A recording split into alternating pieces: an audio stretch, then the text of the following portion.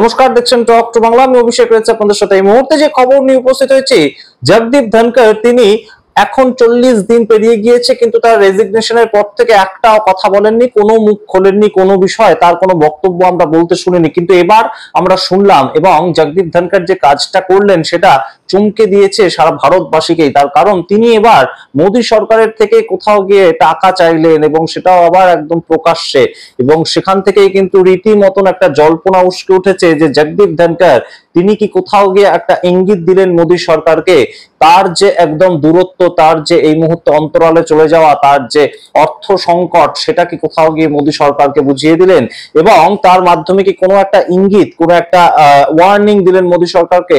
সেই প্রশ্নগুলো কিন্তু এই মুহূর্তে রীতিমতন গড়ে উঠছে। তার কারণ জগদীপ ধনখড়ের যে ইস্তফা পত্রটা, সেটা স্বাভাবিকভাবে হয়নি। তার যে টেনিয়ারটা, তার যে সময়কালটা, তার 2 বছর বাকি থাকতে হঠাৎ করেই জগদীপ ধনখড়, আমরা যেদিন দেখতে পেলাম তিনি সুস্থ ছিলেন, একদম বাদল অধিবেশনের প্রথম দিন তিনি রাজ্যসভায় সভাপতিত্ব করলেন, সেদিন হঠাৎ করে জগদীপ ধনখড় রাত্রি 9টা 25-এ তার ইস্তফা পত্রটা সামনে চলে এলো। এবং সেটা কিভাবে এলো সেটা নিয়ে বহু জল্পনা রয়েছে, বহু আরটিআই হয়েছে, কিন্তু তার কোনো উত্তর আমরা এখনো পাইনি। আমরা দেখতে পেয়েছি কপিল সিব্বল, আমরা দেখতে পেয়েছি রাহুল গান্ধী, বিভিন্ন মানুষজন তারা কিন্তু প্রশ্ন করেছেন যে জগদীপ ধনখড় এখন কোথায়, তার কোনো খোঁজ কেন ভারত সরকার দিতে পারছে না। কিন্তু তার পরবর্তীতেও আমরা শুধুমাত্র অমিত শাহকে একটা বাক্য বলতে শুনলাম যে উনি তো বলেই দিয়েছেন যে উনি কোথায় আছেন, উনি শারীরিক অসুস্থতার কারণ দেখিয়ে যখন চলে গিয়েছেন, তাহলে এটা নিয়ে আর প্রশ্ন করার কি আছে। কিন্তু এই মুহূর্তে জগদীপ ধনখড় অফিসিয়ালি একটা পদক্ষেপ গ্রহণ করেছেন, এবং সেটা নিয়েই রীতিমতন বেকায়দায় পড়েছে মোদী সরকার। যে ভারতবর্ষের উপরাষ্ট্রপতি, তিনি এই মুহূর্তে অর্থ সংকটে ভুগছেন, যার কারণে তাকে রীতিমতন টাকা চাইতে হলো। সেটাই নিয়ে আজকের সমস্ত বিস্তারিত প্রতিবেদনে জানাবো আপনাদের, কেন জগদীপ ধনখড় কিসের ভিত্তিতে টাকা চাইলেন, কিসের টাকা তিনি পান, সমস্তটাই বলবো। তার আগে অবশ্যই টক টু বাংলা ইউটিউব চ্যানেলটিকে সাবস্ক্রাইব করে দিন। এবং এই মুহূর্তে জগদীপ ধনখড়ের বর্তমান অবস্থান, সেটা কিন্তু বেশ খানিকটা কঠিন, তেমনই কিন্তু একটা বোঝা যাচ্ছে, অথবা এই মুহূর্তে ইঙ্গিত পাওয়া যাচ্ছে তার এই পদ্ধতির মাধ্যমে। সমস্তটাই শোনার আগে অবশ্যই এই ভিডিও স্কিপ না করে শেষ অবধি দেখুন। আপনারা জানেন যে জগদীপ ধনখড় অত্যন্ত গুরুত্বপূর্ণ একজন মানুষ ছিলেন। তিনি পশ্চিমবঙ্গের রাজ্যপাল ছিলেন 19 থেকে 22 পর্যন্ত। তারপর 22-এ তার পদোন্নতি হয়, রাজ্যপাল থেকে তিনি উপরাষ্ট্রপতি হন, এবং উপরাষ্ট্রপতি পদে 3 বছর থাকার পর তিনি আচমকা রিজাইন দেন। কিন্তু এই মুহূর্তে জগদীপ ধনখড় প্রায় 40 দিন ধরে অন্তরালে, মানুষের লোকচক্ষুর আড়ালে তিনি, এবং এই মুহূর্তে তিনি একটি চিঠি লিখেছেন। কোথায় না, তিনি চিঠিটা লিখেছেন তার যেখানে একদম জন্মসূত্রে তিনি যেখানকার মানুষ, রাজস্থানে, এবং রাজস্থানে তিনি 1993 সাল থেকে 1998 সাল পর্যন্ত ছিলেন রাজস্থান যে বিধানসভা, সেখানকার সাধারণ একজন এমএলএ।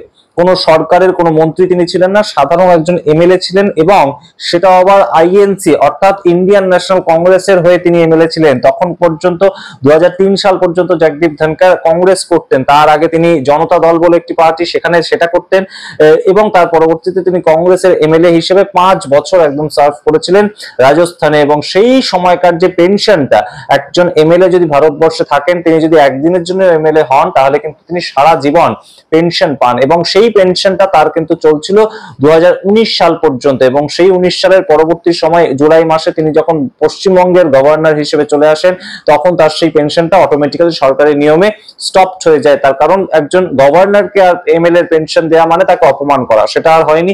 এবং তার পরবর্তীতে তিনি যখন ভারতবর্ষের উপরাষ্ট্রপতি হন, তখনও তাকে এই পেনশন তো আর দেওয়া যায় না, অবশ্যই স্বাভাবিক কারণে। এবং সেই জায়গা থেকেই কিন্তু এই মুহূর্তে জগদীপ ধনখড় প্রবল অর্থ সংকটে, তা না হলে মাত্র 42,000 টাকার জন্য তিনি চিঠি লেখেন, এবং সেই চিঠিটা ইতিমধ্যে গিয়ে পৌঁছেছে রাজস্থান বিধানসভা, অর্থাৎ বিজেপি শাসিত বিধানসভা, তার যে অধ্যক্ষ তার কাছে। এবং সেই বিধানসভার পক্ষ থেকে বলা হয়েছে যে সেই যে পেনশনটা স্টপ হয়ে গিয়েছিল 2019 সালে, সেটা আবার চালু করা হবে। যে পেনশনের অর্থমূল্য এই মুহূর্তে 35,000 টাকা, অর্থাৎ প্রাক্তন এমএলএ হিসেবে যদি কেউ থাকেন ভারতবর্ষে এই মুহূর্তে, তাহলে মোটামুটি তিনি 35,000 টাকা পান। এবং 70 ঊর্ধ্ব যদি কোনো ব্যক্তি থাকেন প্রাক্তন এমএলএ, তার 20% হাইক হয় সেটার উপর, এবং সেই নিরিখে তিনি আরো 7,000 টাকা বেশি পাবেন, অর্থাৎ 42,000 টাকা এই মুহূর্তে জগদীপ ধনখড়ের মাসিক অর্থ রোজগার হবে। এবং এই বাক্যটাই কিন্তু আরো একবার মনে করিয়ে দেয় সেই গানটাকে, চিরদিন কাহারও সমান নাহি যায়, আজ যে রাজাধিরাজ কাল সে, আর কি আমি বললাম না, কিন্তু জগদীপ ধনকরকে কেন এইভাবে এই মুহূর্তে টাকা চাইতে হচ্ছে,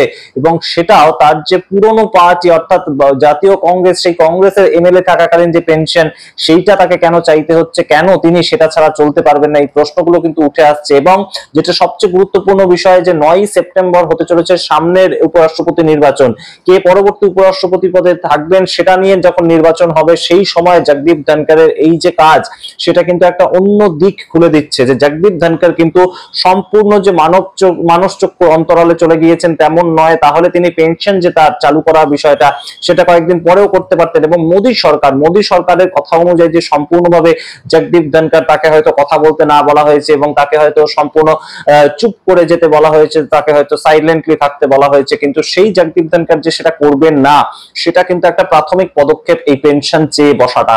এবং সেটাই কিন্তু এই মুহূর্তে রীতিমতন ওয়াকিবহাল মহল মনে করছে যে মোদী সরকার বেশ খানিকটা নড়ে চড়েই বসতে পারে এই ঘটনার দরুন। এবং বলাই বাহুল্য যে প্রশ্নটা উঠছে, জগদীপ ধনকর কেন এই মুহূর্তে 42,000 টাকা তাকে চাইতে হচ্ছে জীবন অতিবাহিত করার জন্য 74 বছর বয়সে, সেটাও তো একটা বড় প্রশ্ন। এবং সেই জায়গায় যিনি একদম বিজেপির অত্যন্ত বিশ্বস্ত একজন সৈনিক ছিলেন, পশ্চিমবঙ্গে যখন তিনি ছিলেন রাজ্যপাল হিসেবে বিভিন্ন সময় সংঘাত লেগেই থাকতো মুখ্যমন্ত্রী মমতা বন্দ্যোপাধ্যায় এবং জগদীপ ধনকরের মধ্যে, রাজ্যপাল এবং নবান্নের মধ্যে, এবং তার পরবর্তীতে তার পারফরমেন্সের উপর ভিত্তি করে একদম তাকে উপরাষ্ট্রপতি পদে বসানো হয়, এবং সেখানেও তিনি একদম গত 3 বছর ধরে লাগাতার কিন্তু ভালো পারফরমেন্স করে গিয়েছেন। কিন্তু এই মুহূর্তে যা খবর উঠে যাচ্ছে, জগদীপ ধনকর সরকারে থেকেই সরকারের বেশ কিছু বিরোধিতা করছিল, এবং সেটা কোথাও গিয়ে বিজেপি মেনে নিতে পারেনি, তাকে কিন্তু একদম সরাসরি ইস্তফা দিয়ে দিতে হলো, এবং তার ইস্তফাটা নিয়ে নেওয়া হয়েছে এরকম একটা অভিযোগও কিন্তু উঠে আসছে। কিন্তু জগদীপ ধনকর এই মুহূর্তে মুখ খুললেন না, সামনে এসে কিছু বললেন না বটে, তবে এই মুহূর্তে যে চিঠিটা তিনি লিখলেন একদম সরাসরি রাজস্থানে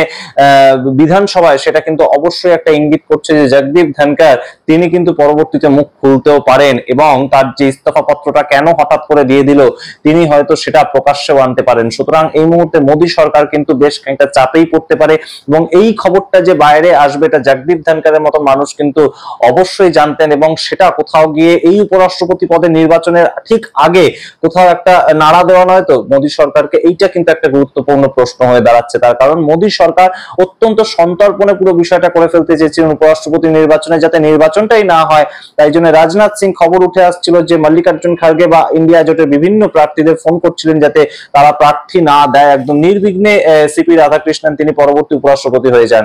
কিন্তু নির্বাচনের ঠিক আগে জগদীপ ধনকরের যে এরকম একটা ঘটনা সামনে এলো, সেটা আরো একবার কিন্তু প্রশ্ন তুলে দিচ্ছেই যে মোদী সরকার তার উপরাষ্ট্রপতিকে এরকম অবস্থায় কেন ছাড়তে বাধ্য করলো, যার হাতে কোনো রকম কোনো আর্থিক সঙ্গতি নেই, এবং মাস গেলে পেনশনটুকু না পেলে একজন এমএলএ, সাধারণ একজন এমএলএ, তার যে পেনশনটা সেটা না পেলে তিনি তার জীবন অতিবাহিত করতে পারবেন না। যিনি পশ্চিমবঙ্গের রাজভবনে থেকেছেন, যিনি উপরাষ্ট্রপতি ভবনে থেকেছেন দিল্লিতে, যিনি সারাক্ষণ একদম নিরাপত্তা বলয়ে থাকতেন, সেই জগদীপ ধনকরকে কেন আজকে হঠাৎ করে তার যে পুরনো এমএলএ এর পেনশন সেই 42,000 টাকার উপর ভিত্তি করে থাকতে হচ্ছে এবং চিঠি লিখে সেটা চাইতে হচ্ছে, এটা কিন্তু অবশ্যই দেশের জন্য লজ্জার। এবং অবশ্যই এই মুহূর্তে যে প্রশ্নটা উঠে আসছে, জগদীপ ধনকর এখনো পর্যন্ত তার যে নতুন আবাস, অর্থাৎ দিল্লিতেই একটা নতুন আবাস পাওয়ার কথা প্রাক্তন উপরাষ্ট্রপতি হিসেবে, তার যে উপরাষ্ট্রপতির নিবাস সেখানে তো তিনি আর থাকতে পারবেন না, নতুন উপরাষ্ট্রপতি যিনি হবেন তিনি থাকবেন, কিন্তু তার যে নতুন আবাস পাওয়ার কথা সেটাও কিন্তু তিনি পাননি। সুতরাং